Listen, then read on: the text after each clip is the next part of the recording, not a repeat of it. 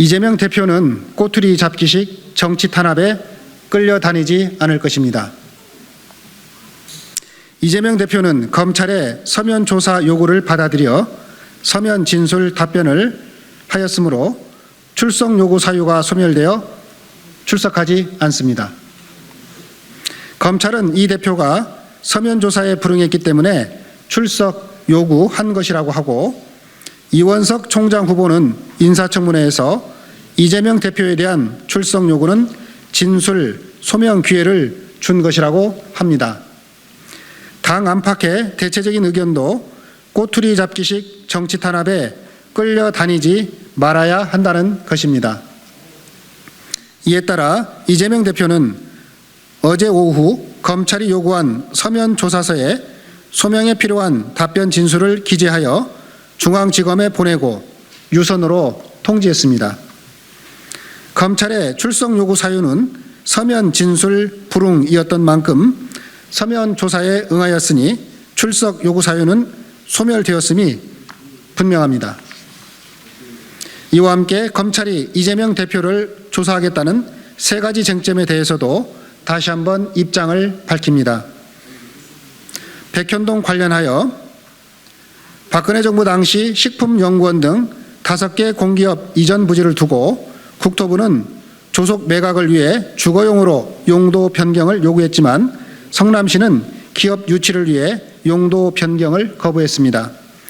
2014년 말까지인 정부의 매각 시한에 따라 국토부는 성남시의 용도 변경을 강하게 압박을 했는데, 그 과정에서 이재명 시장은 국토부가 성남시 공무원들을 직무유기로 문제 삼겠다며 위협한다는 보고를 받았습니다.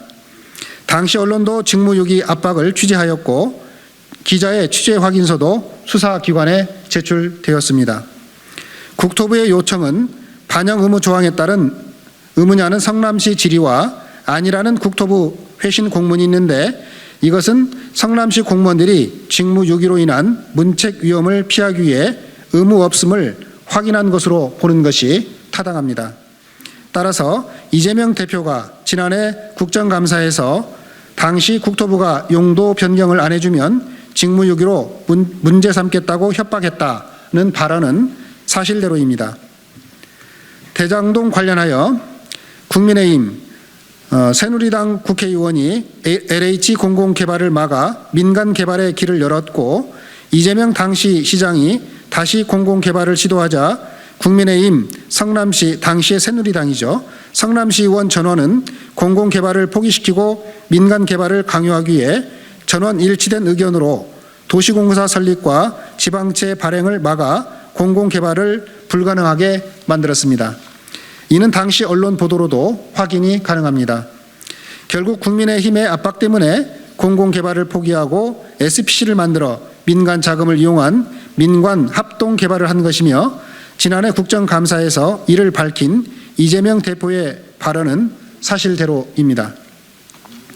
성남도시개발공사 고 김모 처장과 관련하여 이재명 대표의 김모 처장에 대한 기억은 경기도지사 당선 후 선거법 소송이 시작된 이후였습니다. 이재명 대표는 도지사 당시 선거법 재판 때문에 대장동 사업 내용을 잘 아는 실무자로 김 처장을 소개받아 여러 차례 통화하였습니다. 성남시 공무원과 산하기관 직원 수가 4,000명이 넘고 하루에도 수백 명을 접촉하는 선출직 시장이 산하기관의 실무팀장을 인지하고 기억하기에는 어렵습니다. 성남시장 시절에는 몰랐다는 이재명 대표의 지난해 인터뷰 발언은 사실대로입니다.